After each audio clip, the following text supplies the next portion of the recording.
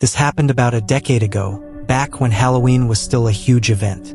I was out trick-or-treating with my two friends, I'll call them Alex and Ben for privacy reasons, and this year was especially exciting because it was the first time we were allowed to go out on our own. In the past, Alex's parents had always followed us, and while I understood they were just being protective, it completely sucked the fun out of the night. So this year felt like freedom. We were all genuinely hyped. I was dressed as a creepy clown, Ben went as a scarecrow, and Alex wore a white sheet with a pumpkin mask, some kind of ghost pumpkin hybrid that made zero sense, but it worked for him. We started around 5 p.m., which might sound late, but in our town trick-or-treating went until 9 o'clock, so that was totally normal. At first, the night was perfect, just the three of us laughing, goofing around, and running from house to house without a care in the world. That feeling started to shift around 7:30 when we noticed two guys across the street who seemed to have been near us for a while. At first, it didn't register as anything serious, but the more we paid attention, the stranger it felt. We were constantly turning down random streets and zigzagging between houses, yet somehow they always ended up nearby. To test it, we deliberately changed directions multiple times, eventually looping in a full circle, and they followed every single turn. Even then, it was hard to be completely sure. They were wearing costumes, stopping at houses like everyone else, but they were noticeably bigger than us, possibly high schoolers or even older. Against our better judgment, Ben and I went along with Alex's idea to cut through the woods and cross into the next neighborhood to lose them. There was a well-known trail running through those woods that people used, sometimes never at night, but it wasn't completely unfamiliar either. We figured it was a safe enough shortcut. We hurried onto the path, hoping the two guys hadn't noticed. But as we went deeper, the darkness swallowed us. This was long before kids had phones with flashlights, so we were completely blind, barely able to see the ground in front of us. Eventually, we stopped, realizing just how dangerous this was, debating whether we should turn back. That's when we heard footsteps crunching on gravel behind us. All we could see were the dark outlines of two men approaching. Instinct kicked in, and we ran straight into the trees. Ben, who had been last, swore that the moment we took off, the two men chased after us. Panic set in fast. We became completely lost, and every time we stopped to catch our breath, we'd only get 10 to 20 seconds before hearing footsteps again, close enough to force us to run all over. That's when it fully hit us. These guys weren't just following us anymore. They were chasing us through the woods, and that meant whatever they intended couldn't have been good. We were lost for over half an hour before finally bursting out onto a street.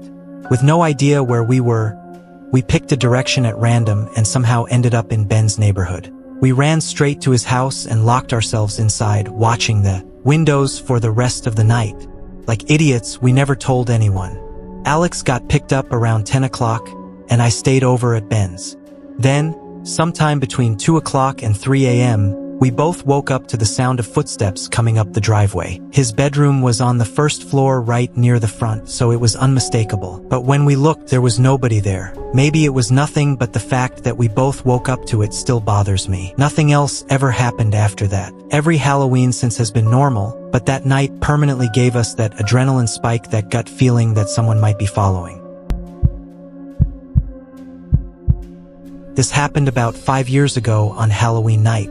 At the time, I lived in a large neighborhood, not in terms of big houses, but sheer volume, so every year the streets would be packed with kids. From around 3 to 7 p.m., I'd be handing out candy non-stop. And honestly, nothing ever unusual happened. It was always the same routine. Doorbell rings, kids say trick or treat, candy gets handed out, and they leave. But near the end of the night, the doorbell rang again, and I opened the door to see a single girl standing on my porch. She was alone, but there was a man standing on the sidewalk nearby. I assumed he was her parent. Something about her felt off, though.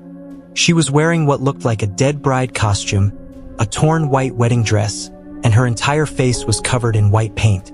The more I looked at her, the harder it was to tell how old she really was. She didn't smile or speak, just held out a small bag. I dropped a handful of candy into it, and she immediately turned and walked away. The man joined her, and although I couldn't hear them, it was clear they knew each other. The interaction was strange, but I didn't feel threatened. I looked around to see if more kids were coming, but when none appeared, I closed the door. The rest of the night was uneventful. I moved the candy away, talked on the phone with friends, and cleaned up until I realized it was already around 1 a.m. I turned off the lights and went upstairs to shower. About 15 minutes later, I checked my phone and saw a doorbell camera alert from 10 minutes earlier. At first, I assumed it was a false alarm, but when I watched it, my stomach dropped. For just a second, that same girl appeared in the corner of the video, then immediately backed away, like she suddenly remembered the camera was there. I got dressed fast and ran downstairs. The porch was empty. My heart was racing when I suddenly heard something behind me, whispers coming from the shadowy hallway inside my house. Two people were quietly talking. I didn't hesitate.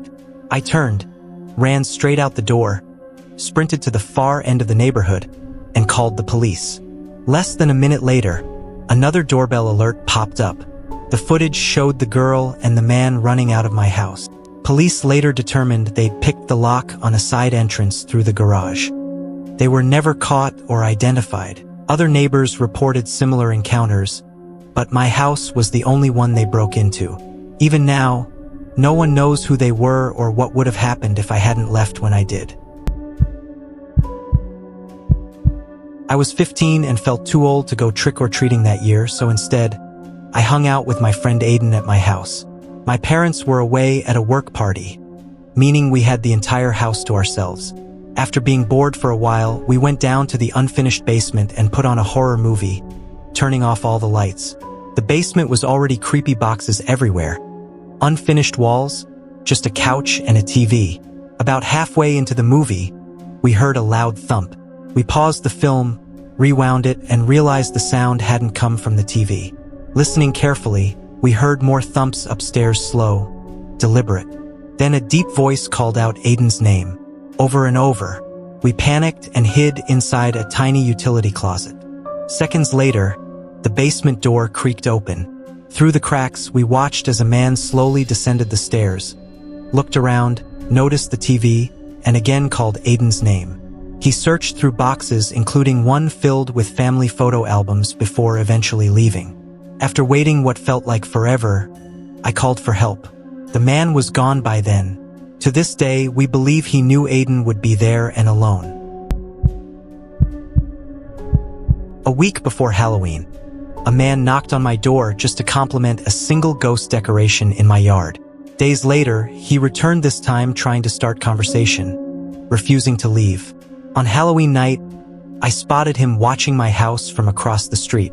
Hours later, near midnight, he knocked again, holding a box, insisting it was a gift. I didn't answer. I called the police. He eventually left. He was never identified, and every Halloween since, I fear he might return. Happened during my last year trick-or-treating. My friend Jason and I wandered into a forested neighborhood with massive mansion-like homes. One house had its door open, and an older man invited us inside for candy. His eyes were unnaturally wide. We refused and left, only to later spot his car parked in the darkness ahead. When we passed it, I saw him inside. We ran. The headlights turned on. We barely made it back to safety. We never told anyone and never went trick-or-treating again.